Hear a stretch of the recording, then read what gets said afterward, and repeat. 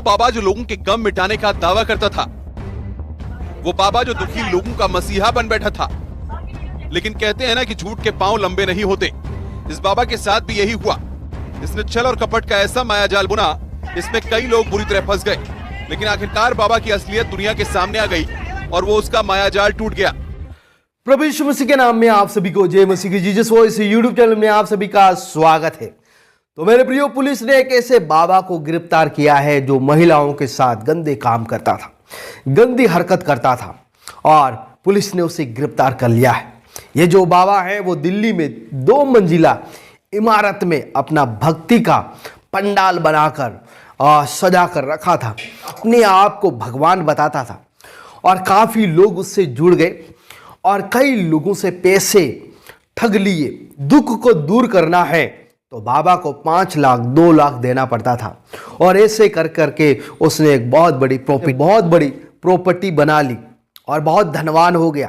लेकिन एक दिन इस बाबा की पोल खुल गई। एक महिला ने पुलिस में शिकायत दर्ज कर दी कि इस बाबा ने मेरे साथ गलत काम किया है और इसके बाद पुलिस आई और इस बाबा को गिरफ्तार करके ले गई। लेकिन किसी भी अंधभक्त में ये ताकत नहीं रही अंधभक्त उसका विरोध करे, बिल्कुल नहीं। आज बहुत सारे बाबा जेल में बंद हैं। एक ही रीजन है, गलत काम, गंदे काम की वजह से आज बहुत सारे बाबा जेलों में बंद हैं।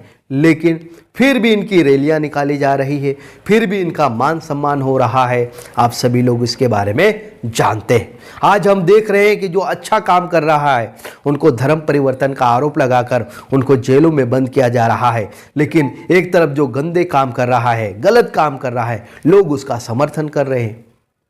लोग उसके बारे में कोई रैलियां नहीं निकाल रहे हैं। वहाँ पर लोग अच्छे हो रहे हैं, लोग मन फिरा रहे हैं, वहाँ पर धरना प्रदर्शन कर रहे हैं, रैलियां निकाल रहे हैं। आइए उस बाबा की सच्चाई को जानते हैं। दिल्ली में 2 मंजिला कोठी के ऊपर लगता था बाबा का दरबार।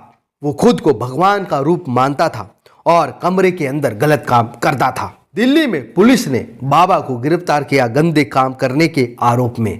गुरु सेवा के नाम पर करता था गंदी हरकत और गंदा काम। यहां से शुरू होता था दिल्ली के बाबा का गोरख धंधा। सत्संग का दरबार सजाता था, एक बड़ी बैठक में जहां खुद को भगवान बताने वाला बाबा बैठता था। लेकिन उसकी नजर महिलाओं के ऊपर गंदी थी। दिल्ली के द्वारका में 2 मंजिला कोठी में विनोद कश्यप नाम का जो बाबा है अपना दरबार लगाता था। वो दावा करता था कि वो लोगों की समस्याओं को दूर कर सकता है। इसी बात के साथ उनके कुछ साल पहले बाबा बनने की शुरुआत हुई।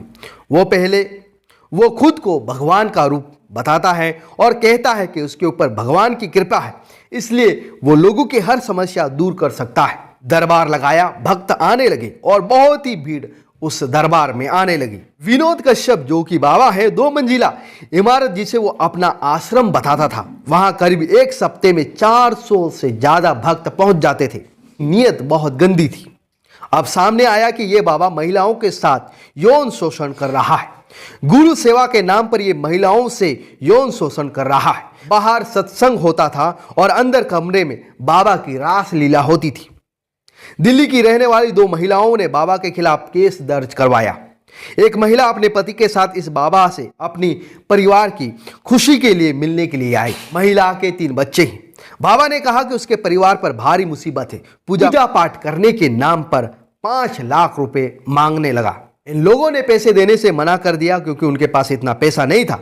तो बाबा ने महिलाओं को गुरु सेवा करने का नाम दिया।